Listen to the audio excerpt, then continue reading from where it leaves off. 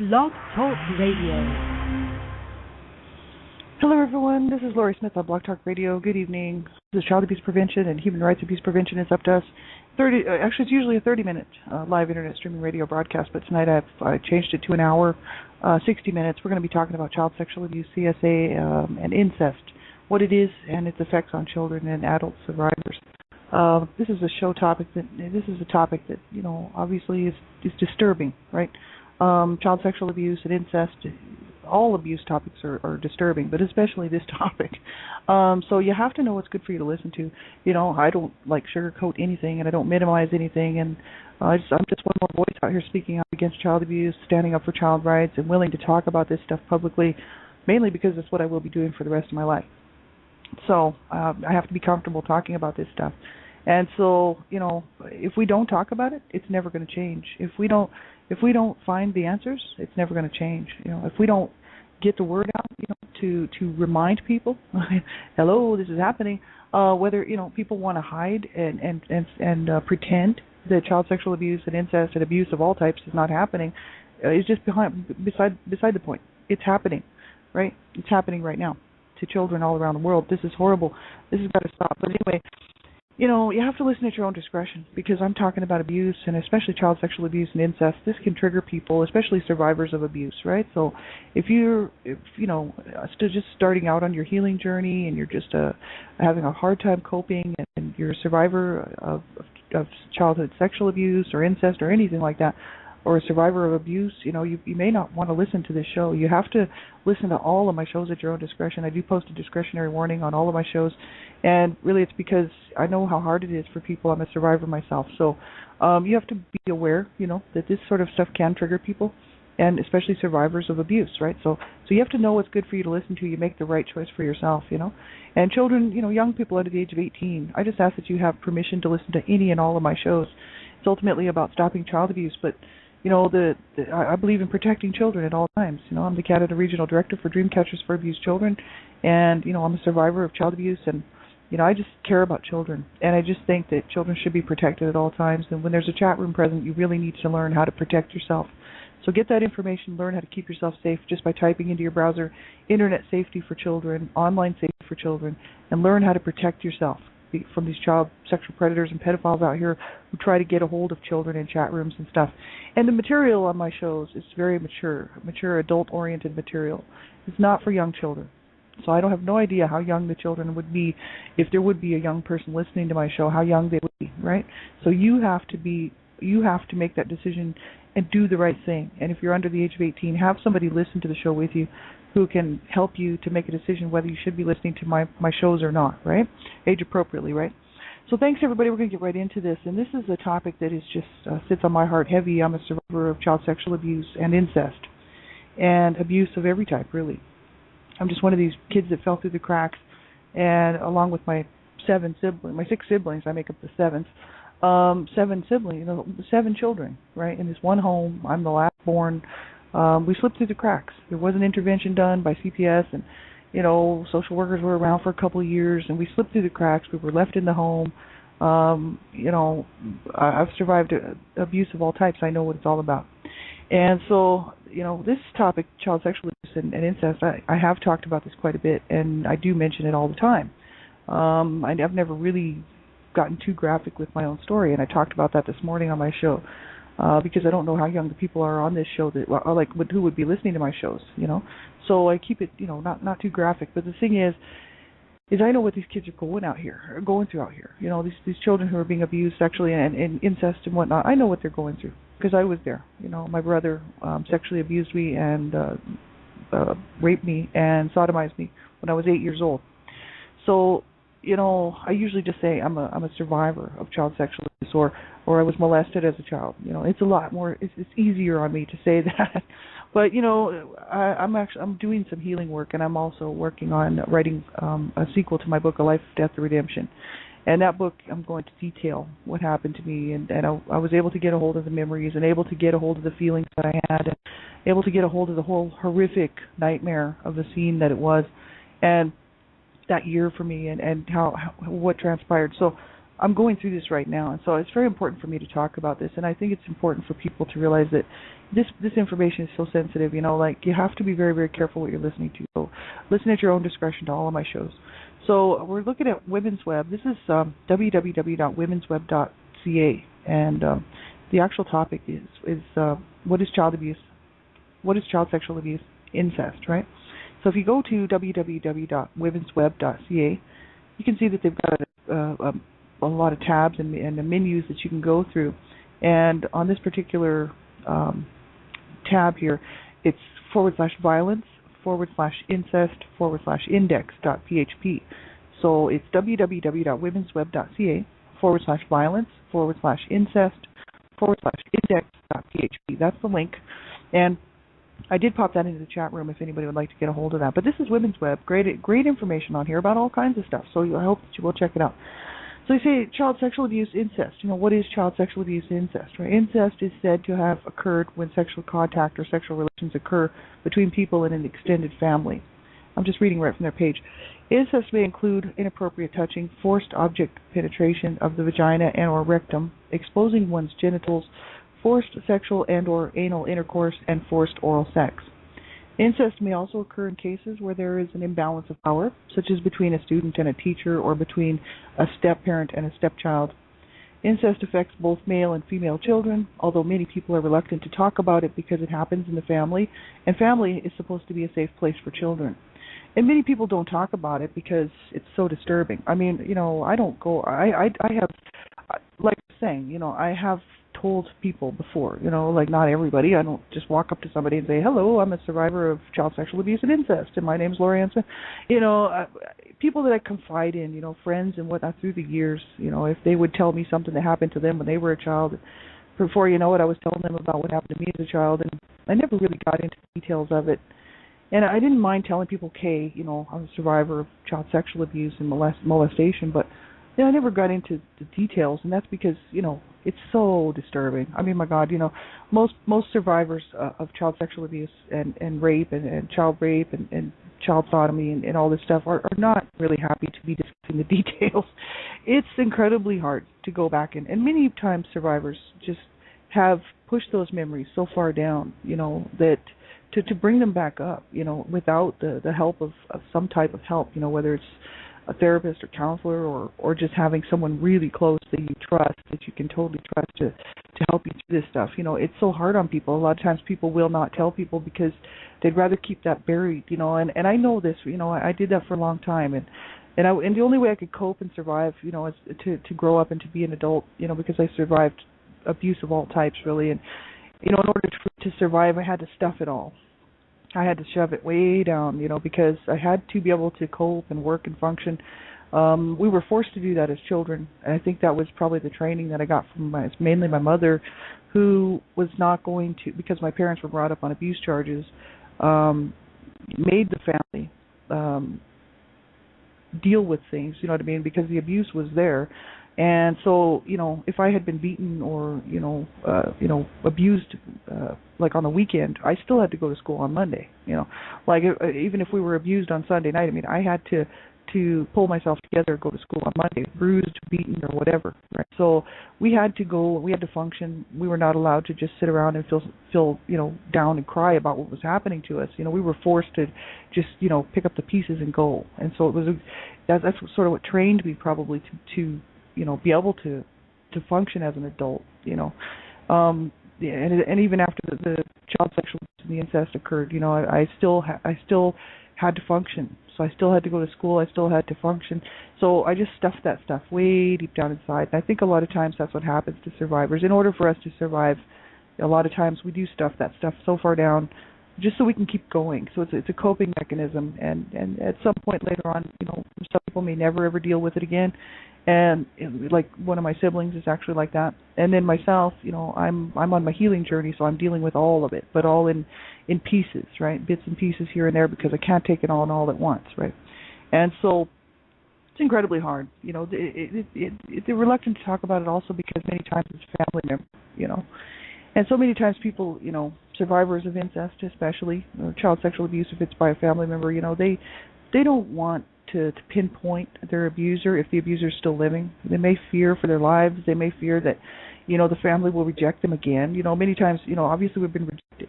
Children who have been abused are rejected no matter what. So there's always a problem with that.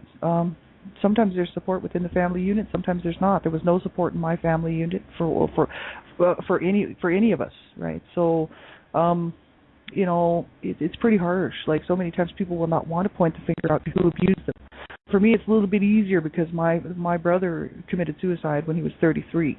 So when I was 20, just turning 21, he committed suicide. He was 13 years older than me. So, he can't defend himself. You know what I mean? I mean, if I'm, making my claims, as to what happened, and he's not here to defend himself. You know what I mean? But I have to be 100% honest and truthful about the whole thing. You know what I mean? So, like, I know this, and going to my grave, I can't sit back and say, oh, I should have never said that, because, I have to be sure that it's true. You know what I mean? And that what I'm saying is true. So, because I'm an author, and I've been given this awesome opportunity, really, encouraged by Donna Shear, mainly Sandra Potter from Dreamcatchers for Abused Children, to write my books and to write my story.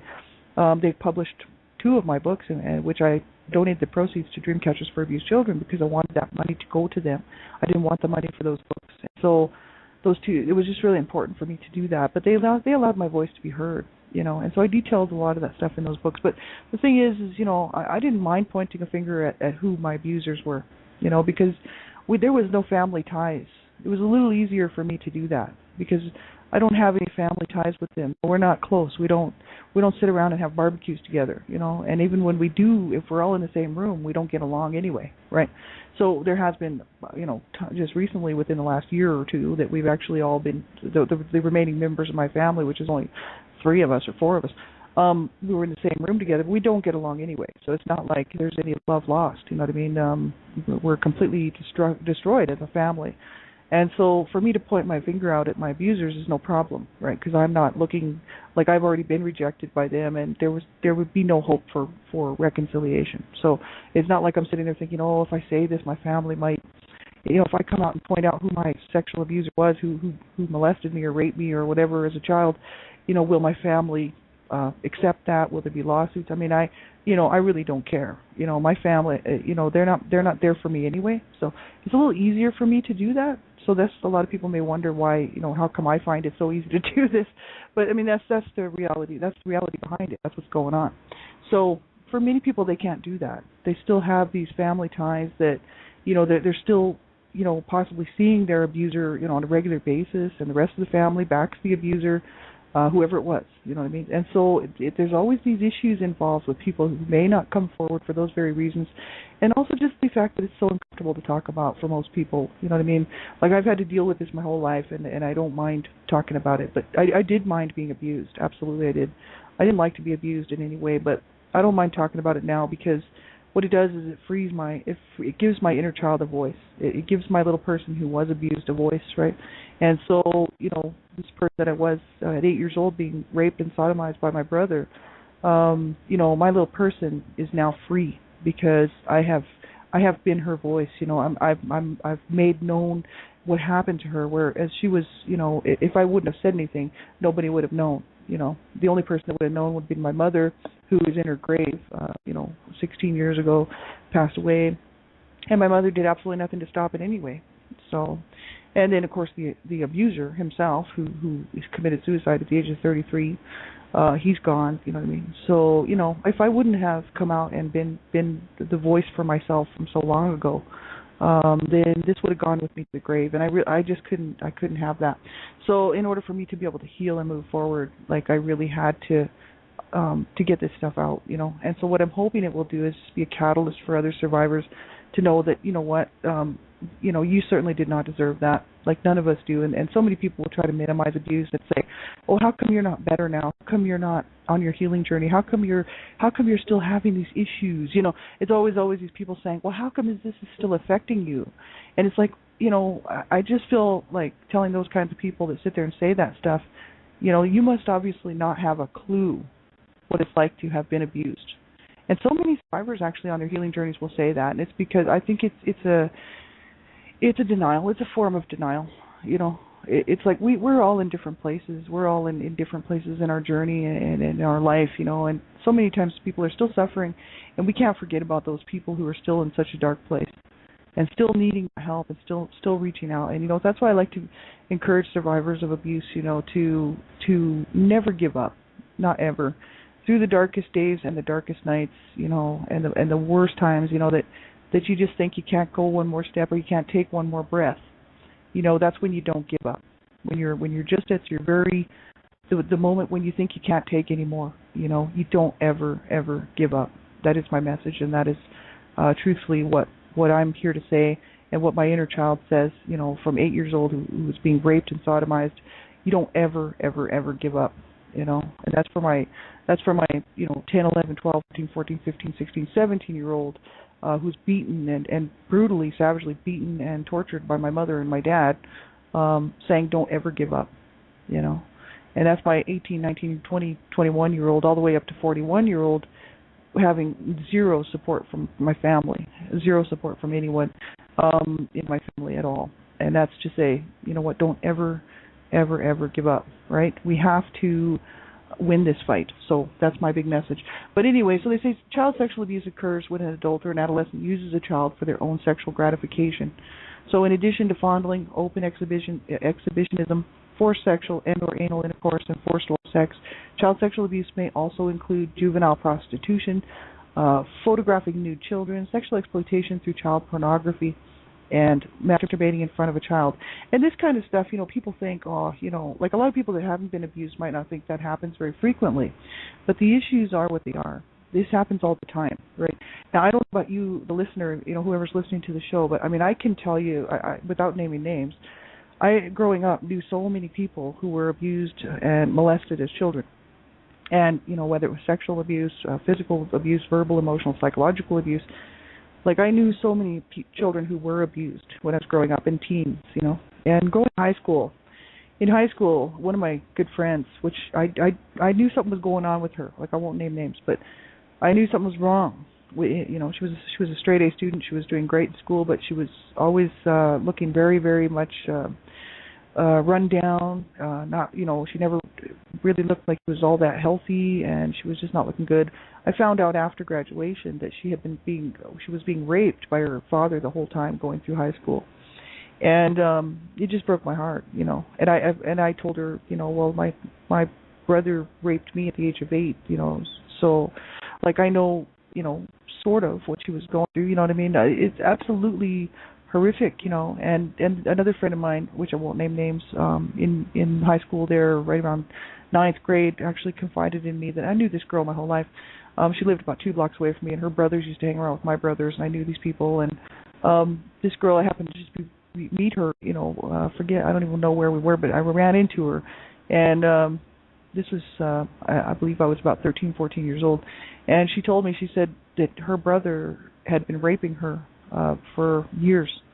And I told her, I said, well, my brother, raped me and sodomized me when I was 8 years old. So, you'd be really shocked, at the amount of people who actually have been abused. See, these 2 people knew that I was abused as a child. They didn't necessarily know all the details, but they thought they could confide in me, you know what I mean? So, and they were right, but the issue is like, would I have thought to tell that girl to get out, especially when I was in high school? No, because I was abused as a child. We had social workers in our home for 2 years, and the abuse continued on after the social workers were gone. So my parents put on a really good front, and then once the social workers were gone, the abuse just started right back up. And, like, for me, that just didn't enter my mind, to say, well, you've got to get help, you know what I mean? You've got to, I suppose if I had not been abused, I might have been thinking like that, but because my whole life had been rife with abuse, watching abuse. My dad raped my mother in front of me when I was 5 years old, just turning 6. I watched my dad sodomize my brother when I was 5. Absolutely horrific. And people say, how can you be sure of those memories?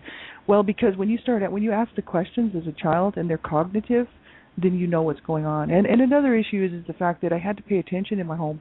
A lot of people may, psychiatrists and whatnot probably be really interested in this, but when a child's growing up around a lot of violence and a lot of abuse and whatnot, generally they're either going to do one or two things. They're going to shut down completely and not be paying attention to anything, and just sitting in a corner rocking or whatever, which was my sister. Or they're going to be hypersensitive. They're going to be paying attention to everything everybody's doing. And that was me. I was paying attention to every single thing that everyone was doing in my home because I was actually really probably trying to save my life. I was concerned. Our lives were threatened on a regular basis, and so things were getting broken. People were getting hurt. My mother was being raped. My brother was being sodomized. Things were happening. We had social workers around. People getting hurt in my home badly, and so I was hypersensitive to what was going on around me, and so I was paying attention. And I would ask these questions that I walked in on my dad sodomizing my brother. I'm sure of it. They're naked on the floor. And with his hand over my brother's mouth, and my brother's going, help, help. You can't call me. And my dad behind him. What the hell was he doing? I was like, why is my dad and my brother naked on the bedroom floor? And why does my dad have his hand over my brother's mouth? And why is my brother squirming and trying to get away? These are the questions I asked myself before my dad screamed at me to shut the door. He realized that I was standing there, and he screamed at me to shut the door. And of course, my dad was one of my abusers, so when he said shut the door, man, I shut the door. And did I say anything? No, right? Because that was going on in my home. I watched my dad rape my mother. This is what was going on in my home. Well, that same brother, just a few short years later, raped and sodomized me. So, and then a few years later, killed himself. So there you go. Absolutely horrific, right? This sort of thing happens. This is this sick and twisted cycle of abuse and incest, right? So people think, does this really happen? Really? Oh my God, photographing nude children, sexual exploitation through child pornography, masturbating in front of a child. You bet it does. My dad was always masturbating in front of us on the couch, sitting there playing around with himself on the couch. Nothing was ever said. Nothing was ever done. As a matter of fact, I did not like my dad to touch me because it was all very sexual. And so, my dad was a sick, twisted man. He still is. Raped my mother in front of me, like I said. It's marital rape. I don't care. It's rape. She has a right to her own body. She had a right to her own body, But he raped her so many times. This was not one time. He had been raping her for years. So, this is the kind of sick and twisted environment that I grew up in. And so, I on my street, on my block, there was a family that was photographing their children in the nude, and this was a fact. And my friend actually, her little sister, was involved, and they were taking pictures of her and the youngest children. So my friend got the authorities involved, and we were like 15 years old or something. And but her younger sister was involved in these photographs, right? So she went and got the authorities involved, and they were busted. The family was busted. So. But the thing is people think, does it really happen? Sure it does. 3 houses down from where I live. When I was a kid growing up on this one street, right? So this does happen, and people think, how often does it happen? It happens all the time. This is so incredibly wrong. It's so incredibly wrong. We can hide and pretend that this stuff doesn't happen all we want as a society, Life is good. Sure, it's great. Well, it's not great for these kids out here. It wasn't great for me when I was 8 years old and I was being raped and sodomized by my brother. It was not great for me. You know what I mean? And it's not great for any of these kids out here tonight who are being beaten and abused and sexually used. It's not great for them. But society just loves it. It's great. It's wonderful. No, it's not. And somebody's got to be their voice. I don't mind. You know what I mean? But I'm not trying to guilt people. I'm trying to present a real picture, the reality of what's going on, right? They said incest and child sexual abuse each represent a betrayal of trust by someone who has power over the child. So it says children cannot give informed consent to sexual activity because they cannot fully understand adult-child sexual contact and because they cannot predict its consequences. Isn't that the truth? I know when I was 8 years old, after watching, I saw my dad rape my mother. I still didn't, when I was 5 years old, I 5 going on 6, I didn't really realize what was happening. I just knew that my mother was very, very upset about it, and my dad was hurting my mother. And my mother was crying and screaming and battering him, trying to get him off of her, and he was just going at it, raping her right in front of me. And so, of course, I was disturbed by that, and this whole sexual abuse going on in my home. And then to have my brother rape me and sodomize me, my God, you know what I mean? My mind couldn't grasp what that was, you know what I mean? And my body certainly couldn't grasp what that was, and I was forced to deal with it. And it's like, it was made to feel what a woman would feel as an 8-year-old child, with no concept, you know what I mean, of of my sexuality, you know what I mean. So in other words, I was just forced into it, you know, and that's within 15 minutes. My you know, I never really was innocent because like I'm saying, I was born into this hellhole of a mess. So it's not like I was really all that innocent, but the issue is that I had no really, you know, there was no way I could know how to deal with that as an 8-year-old. You know, I couldn't figure out what was going on. Like, I didn't know why my brother would want to hurt me like that. You know, like I love my brother. You know, I couldn't figure out why he would want to hurt me, because he hurt me. You know, and you know, sodomizing. You know, you don't, like, people, if they have not been sodomized, would not realize the pain that's involved, and especially a child. Oh my God, you know what I mean? Like, yeah, you know, this is so incredibly wrong, but yet society thinks it's fine, no big deal, and of course all of us survivors out here are sitting here saying, no, it's not okay. It's not okay at all, and no child should ever have to endure that. Children are not sex toys, you know. Children are not there for adult sexual gratification and pleasure, right? And sadly enough, there's a whole portion of society that thinks that's just exactly the way it should be, and there's people lobbying the government all the time trying to get petitions signed to have adult-child sexual relationships legalized. And I'm telling you what, why we're not, as a society, screaming out against this is beyond me. I know I am. So it's, you know, they go on to say, they said, for this reason, incest and child sexual abuse represent serious crimes. It is a crime. Nevertheless, these are largely hidden crimes, and both adults and children, for any number of reasons, may be reluctant to report sexual abuse. And therefore, it is extremely difficult to estimate the prevalence of child sexual abuse. Statistics can only yield figures from reported cases, and you know, the reported cases, the federally funded, you know, studies that are done, and the reported cases out there, like, you know, what we know and what we've seen out here for the stats is 1 to 3 to 4 girls, like 1 in 3 to 4 girls, and 1 out of 6 to 7 boys will experience some type of sexual abuse or in their lifetime. So whether that's unwanted sexual touching, molestation, rape, exploitation, you know, they're going to 1 in 3 to 4 girls and 1 in 6 to 7 boys. So even if you want to go with the high number, 1 in 4 girls and 1 in 7 boys, it's too many. It's too many, and it should never be happening, and it's incredibly wrong. And I hope everybody will stand up and shout out about this. This is so wrong.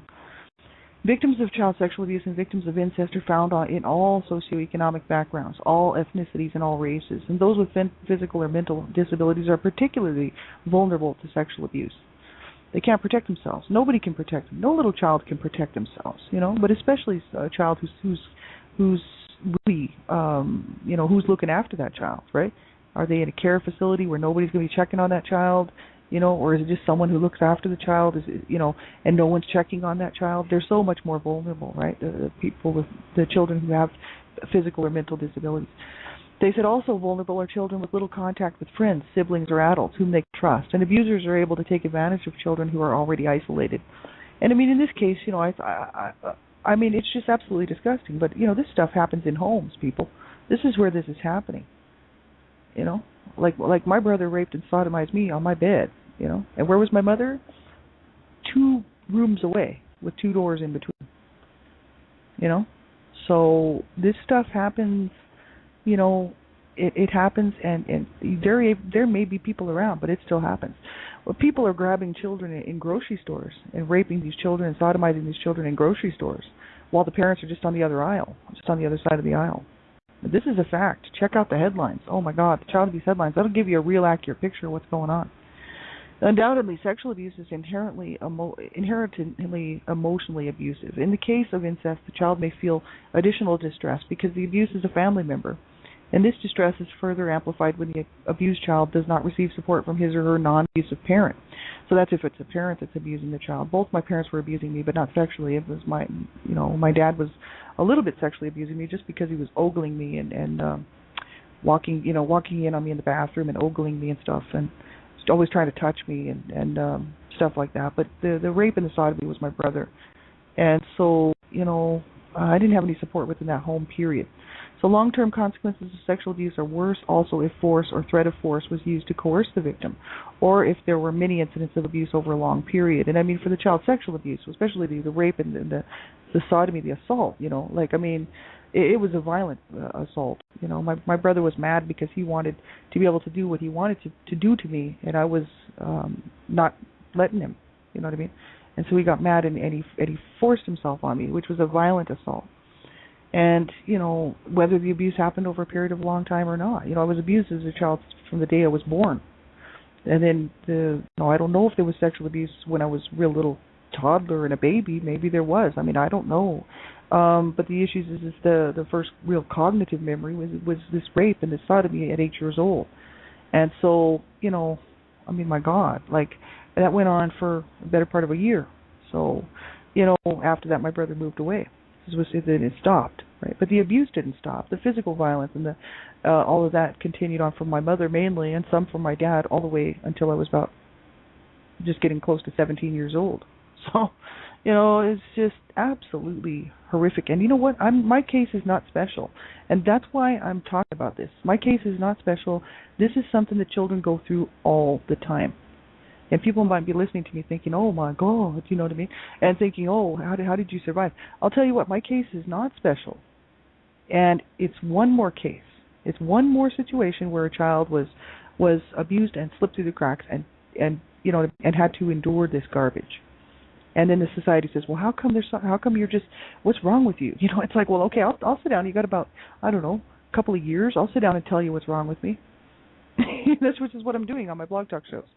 But the issue is like, I mean, my God, society expects that these children would be able to make it, and that these survivors are going to be able to survive and make it. I mean, my God, this is so incredibly wrong, and we've got to stop it. Really, what we need to do, we need to help all the survivors out here now, right? I mean, sure, because we do need help. But the issue is we need to stop child abuse, period. Stop it all, you know what I mean? How are we going to do that? We've got to reach the young people, because this generation is too late. They're already screwed up. They're going to abuse their children. They're going to kill their children. They're going to rape and sexually use their children, or somebody else's child. And it's too late, this generation, okay? The next generation's too late, right? So how many generations are we going to have to go back? Well, we're going to have to reach these tiny little kids that are just starting out, like in first grade, and we're going to have to teach them all the way up through high school a different way of life. Right, that you don't use your children sexually, that you don't beat on your children, you don't hurt your children, you don't verbally assault your children, you don't emotionally abuse your children, right? You don't psychologically abuse your children, you don't put your garbage on your children. It's going to have to change. Society's going to have to change, and so it's obviously not going to happen in this generation or the next one or the next one, because these people, it's too late for them, sadly enough. But you know what? We've got to be the generation that says, okay, enough is enough. When is this going to change? I'm going to keep writing books, and I'm going to keep talking, and I hope that my voice will carry on long after I'm gone. That's my main hope, is that I'm only going to be on the planet so many years, and I figure hopefully what I've written and what I've said will impact this world in such a way that people will stop abusing children. Of any kind, whether it's their own children or somebody else's child. They will stop it, and that some young person, 20, 30 years from now will get a hold of some of my books or get a hold of some of my stuff online here if it's still here. And I'll be maybe gone or in some sort of nursing home. But you know what? That kid might say, oh my God, this is what we have to do. It has to be us, at some point. But you know what? My voice is just one voice. There's so many out here. Right, and I just want to be one more. So there's nothing special about my voice. I'm just saying, let's all be that voice. Why not let this generation be the one that says enough is enough? Enough is enough. Right? Because this has got to stop. And people will argue and say it'll never stop, it'll never change. That is such a bad attitude. That's like saying, we'll never cure cancer. So, okay, let's take all that money that if we're not going to find a cure for cancer, then forget it. Why are we still pumping all this money into it? You know what I mean? If we're not going to be able to stop child abuse, then why are we bothering? No. That's such a cop-out, right? That is such a cop-out. It's like my mom letting me be raped and sodomized because she couldn't deal with it. Oh, well, she's already abused anyway, and she's a rotten kid. Who cares if her brother fucks her on every other night? You know what I mean? Excuse my language, but that's exactly what it was. You know what I mean? Like, you've got to care. We have to care. I have to care. So that's why 4 years ago I got off the couch and I decided, okay, enough of sitting around letting somebody else deal with this stuff. And I was happy other people were dealing with it, but I'm like, I got to get involved. What's going on? So I hope years down the road, that people will get a hold of this stuff and everybody else's stuff out here who's screaming out and do something with it. Take it and put it into a huge, huge, huge thing and say, this is, look at this. We have to be the ones to do this because we're already trying. You know what I mean? What I'm hoping is that the next generation will get a hold of some of this stuff and make it happen, right?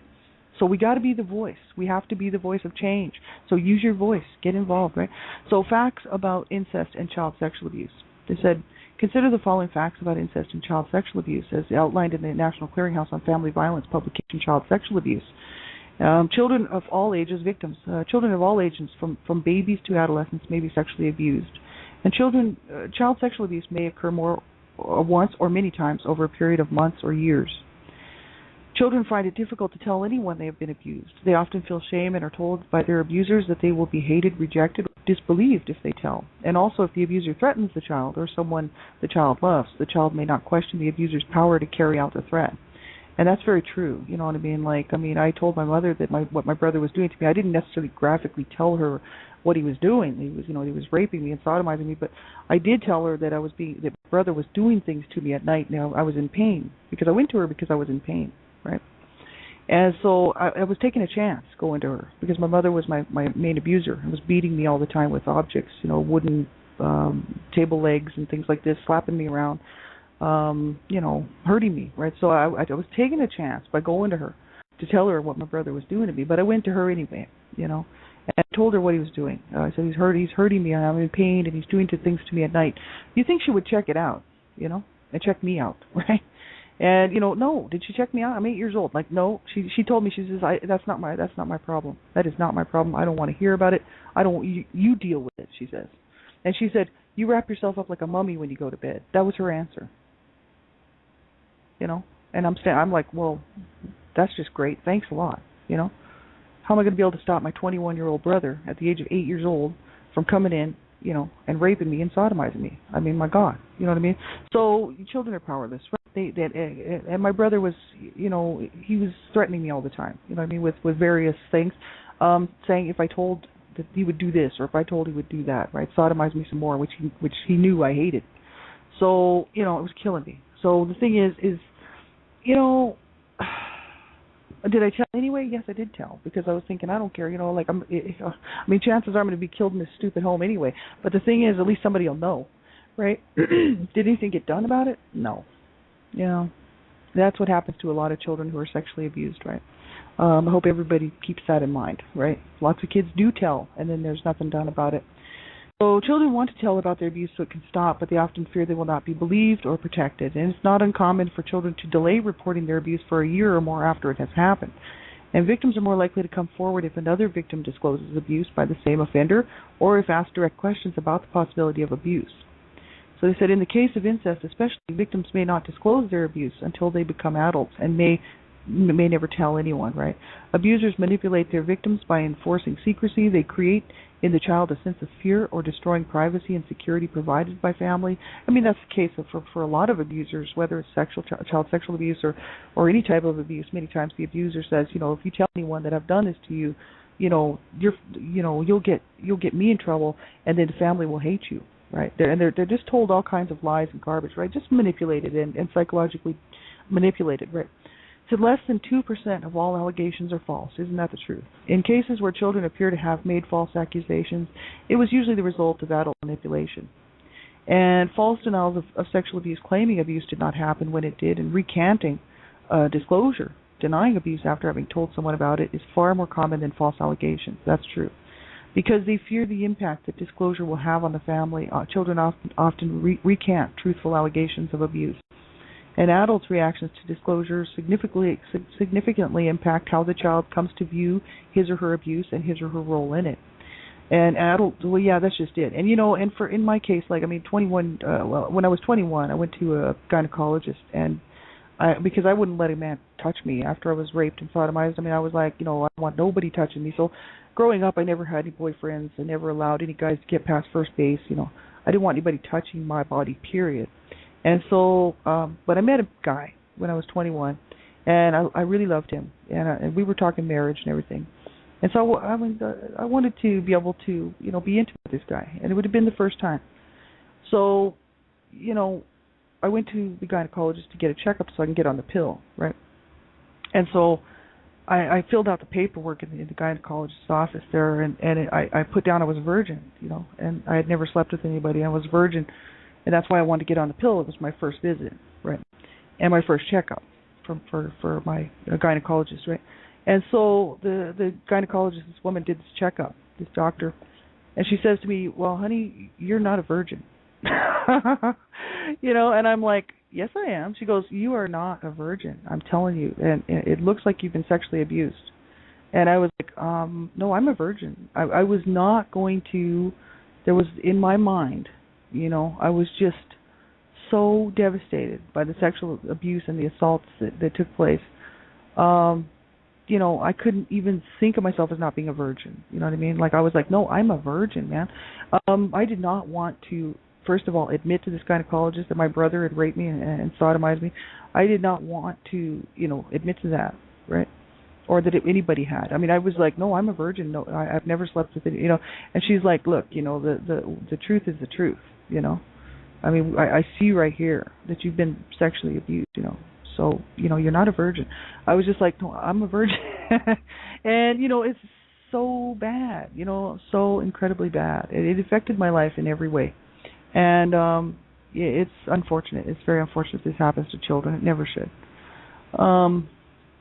They go on to say that adult women sexually molested as children are more likely than non-victims to suffer both physical and psychological problems.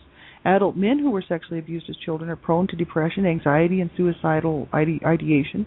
And those who were repeatedly sexually abused and who also suffered emotional abuse often have poor mental health and report interest in or sexual contact with children. My brother was sodomized by my dad. So then what does he do? Like I said, 3 years later turns around, or 4 years later, and sodomizes me, So it's not, it's so bad, right? It's so incredibly bad. And, this is what happens to a lot of people. This is sad. People think this is so rare, but it's not. That's what I'm saying. My case is not special. And, my story is not special, right? And it's just that so many people, have been through this, right? So they said here most offenders are known to their victims, and it's estimated that about 25% of offenders are adolescents. And they said most abusers are male. They said it is abusers but there are some women who do sexually abuse children. It is abusers who initiate sexual activity and who are solely responsible for the abuse, regardless of a child's actions or participation.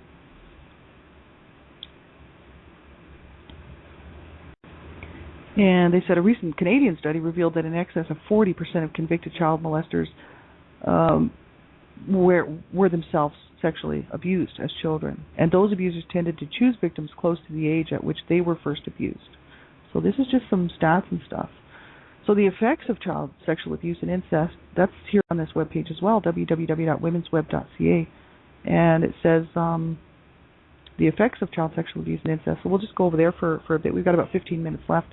But this is just so absolutely horrific, and I know so many people who are survivors of child sexual abuse and incest. And, people think, oh, my God, is there hope? Will I ever be able to get over this stuff? Will I ever be able to, to feel good about myself? Will I ever be able to mend and to heal? My answer to that would have to be that I truly believe it's possible. I have too many, I've had Ray Luskin on here. Ray Luskin is a survivor of child sexual abuse and incest, and she's an awesome lady. Ray Luskin, you can go to her website, rayluskin.net, RAELUSKIN, rayluskin.net. She's awesome. She's right into healing through creativity. Lindsay Tolson. There's so many survivors out here in front of me, with their hands out saying, "Come on, you can do it," And so, Elizabeth Browley. There's so many. And so these people are a huge influence in my life. And what they do is, by them being strong and saying, you know what, it's okay. It's okay to feel what you need to feel. But there is hope. And that's what they have to offer by putting their hands out to so many other survivors of child sexual abuse and incest. What they're telling me is that yes, there is hope, And so, I mean, I like to believe there is healing and hope. And I know I've been on my healing journey for 4 years, and there is hope, you know. But for some people who are still in the dark, they may not believe that. And I know that I didn't for so many years, right? So that's what I'm saying. I was suicidal up until about 4 years ago. So this is the thing. So many people would think, is there really hope? I mean, I want to be a catalyst, just like all these other guys out here and these other people and women, you know, saying, yes, there is hope. And I believe that we can heal and we can eventually feel good about life and about ourselves, right? And so it's so important to hang in there and never, ever give up, right? That's a big message. So they said everyone is unique, and the effects of child sexual abuse and incest vary from one person to another. And they got this information from the National Clearinghouse on Family Violence as well. So they said the consequences of sexual abuse can impact on every aspect of a survivor's life: emotional, physical, mental, and spiritual. And consequences may include self-injurious behaviors, suicidal ideation, alcohol or substance abuse, fear of intimacy, low self-esteem, anger or aggression, anxiety or depression, nightmares and sleep disturbances, eating disorders, ulcers, headaches, or deviant, dysfunctional, or non-existent sexuality. And for me, you know, I mean, all of that I really relate to. Mostly, you know, it affected my life in every way: emotionally, physically, mentally, spiritually. You know, the self-injury, right? Self-sabotage, suicidal ideation, alcohol, substance abuse. So I've had problems with that my whole life, and fear of intimacy, you know, low self-esteem, anger, aggression had a huge impact on my life. Anxiety or depression, you know, I've had some of that. Nightmares and sleep disturbances, definitely had lots of that.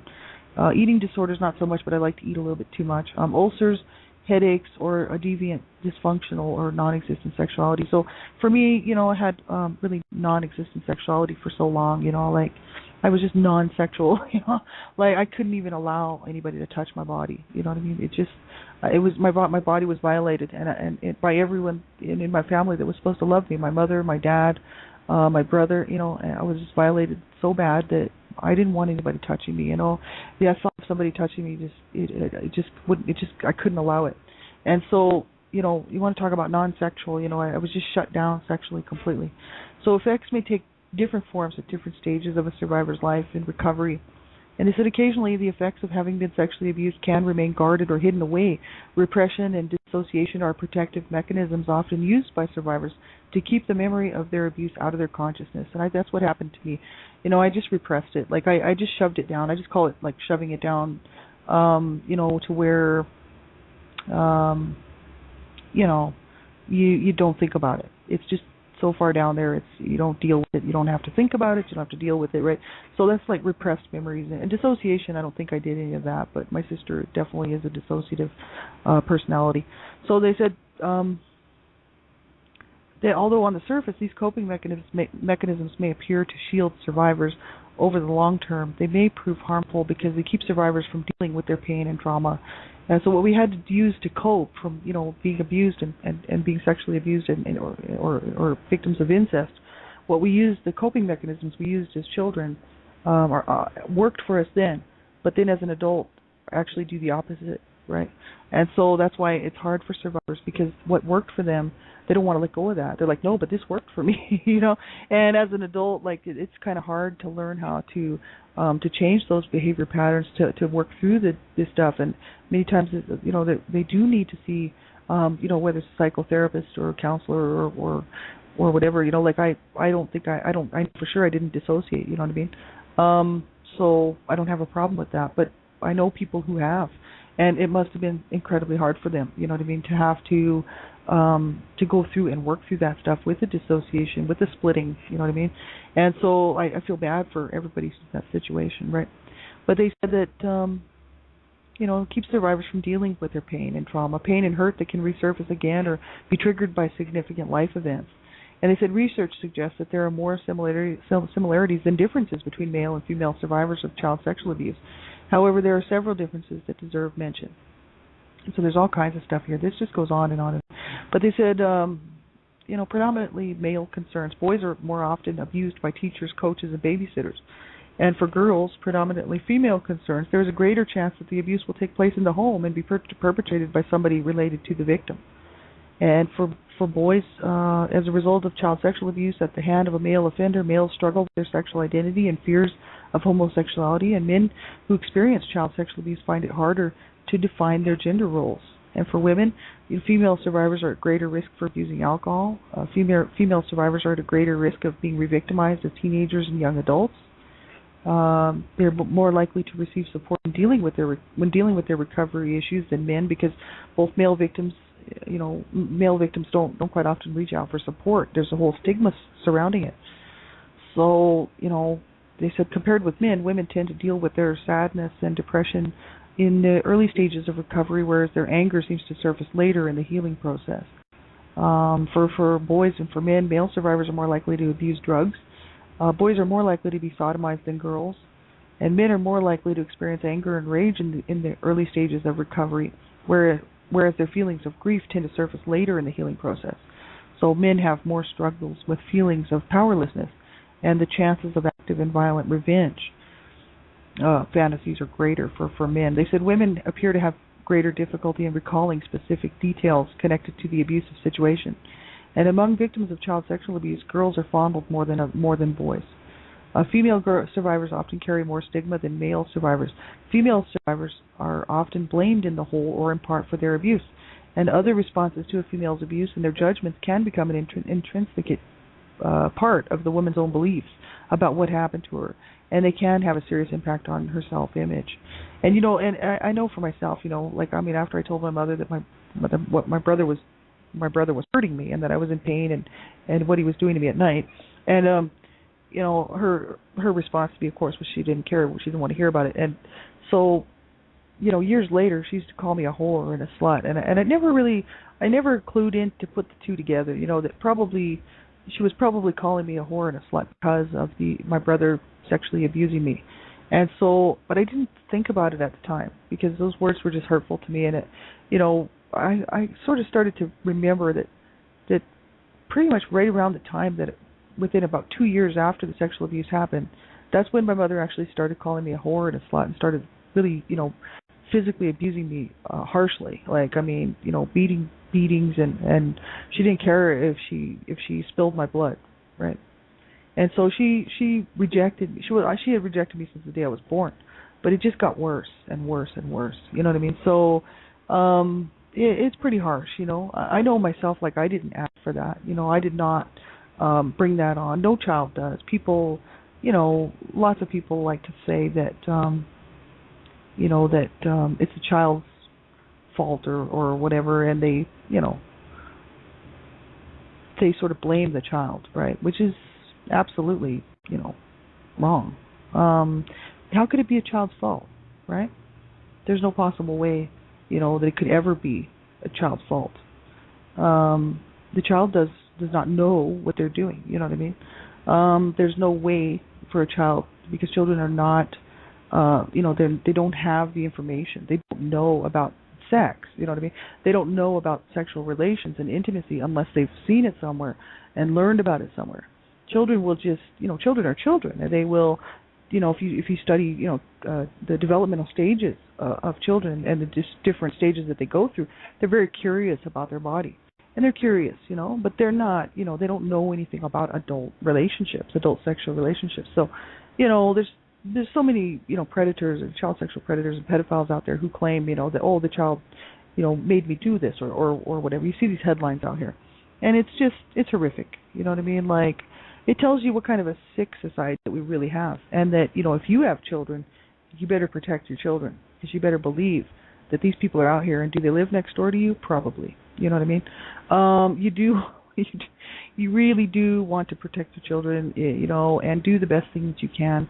There's all kinds of great information out there, about how to protect your children. Little Warriors is a great website. I really like Little Warriors. Little Warriors deals specifically with child sexual abuse, and it's www.littlewarriors, LittleWarriors, littlewarriors.ca.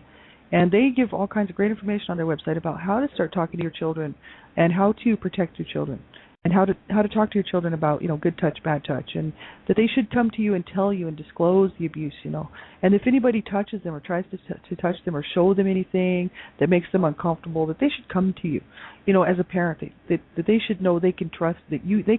You're not going to hurt them. You're not going to be mad at them. You're not going to blame them, And that's so important for children. You need to really promote that sort of thing. If you're a parent and you have young children, you want to make sure that you're protecting them, because one in 3 to 4 girls and 1 in 6 to 7 boys will be sexually abused in some way. And you do not want your child to be one of those 3 or 4 girls or one of those 6 or 7 boys. You do not. Like, if you have children, you make sure that you get the information and really, get the facts and learn how to keep yourself safe. Living in fear and stuff doesn't do anybody any good, and living in ignorance doesn't either. But getting the information and learning how to protect yourself and how to protect your children will definitely help. There's still risk, even with the best protection. They're still at risk.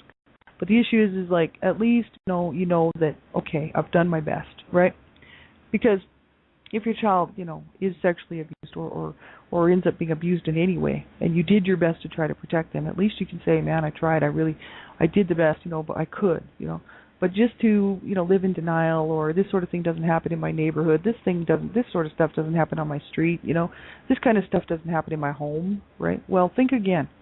Think again and think about it long and hard, and don't allow your children to become victims of a child sexual predator or pedophile or somebody within the home that's going to sexually use them. You do not allow that. And, it is everyone's responsibility, right? So do the right thing by children, and if you know a child or suspect a child's being abused in any way, you make a phone call, you get that child some help. You do what you have to do to get that child to safety and to get that child some help. You do not allow it to continue on. And, it's a lot, it is going to have to be this generation that changes this. We got about 3-4 minutes left. I had a lot of trolls here in the chat room, but, I don't care. They can hang around if they want to. This is the thing, it is going to take this generation to make these changes, right? Because we're going to have to be the voice for these children. We're going to have to be the catalyst that gets this thing going. And the more the younger generations that we reach in the school system, especially, the better the chances are that there won't be that it won't be so prevalent. We can get those statistics lowered, because I think you think about those stats, like 1 in 3 to 4 girls, 1 in 6 to 7 boys. Like, how long are we going to allow that to continue on? And that's only the cases that we know about. That's not the stuff that's not reported. That's only the stuff that is reported. So it very well could be 1 in like 2 girls and 1 in 4 boys or something. So you want to think about that very long and hard, and remember to do everything that you can to protect your children. And if you're a survivor, you just keep looking for that help and that hope wherever you can find it. Like I reach out to and grab all the resources everywhere I can, and try to tune into what other people are doing, what other survivors are doing, because it's very helpful. And remember that there's bad days. There's bad days for everybody on the planet, and so we're going to have to learn how to cope and to get through those bad days, those dark times. When we're not doing so well, we're going to need to learn how to cope, and that's really what it's all about. We need to develop some healthy coping mechanisms, right? So if you're a survivor, there's Adult Survivors of Child Abuse, the ASCA. They have a great workbook, and there's also the Child Abuse Survivor Monument. Has some great information on there for survivors of abuse of any type. That's Irving Studios. Michael C. Irving he's a psychotherapist. He's a survivor of child abuse, and he has a website. It's a great website. And if you go to his website, Michael C. Irving, it's irvingstudios.com, or you can go to, just type in your browser, Child Abuse Survivor Monument, and that'll take you to the website. And those are great websites. There's so much information there for adult survivors, all kinds of stuff on coping mechanisms, and just lots and lots of great information. So I hope you will check that out. Thanks a lot, everybody, for being here. Do what you can to change this mess for these kids out here today. It has to be us. It should be this generation, and I think that we can do it. So take care, have a great night, and have a great weekend. Talk to you soon. Bye-bye.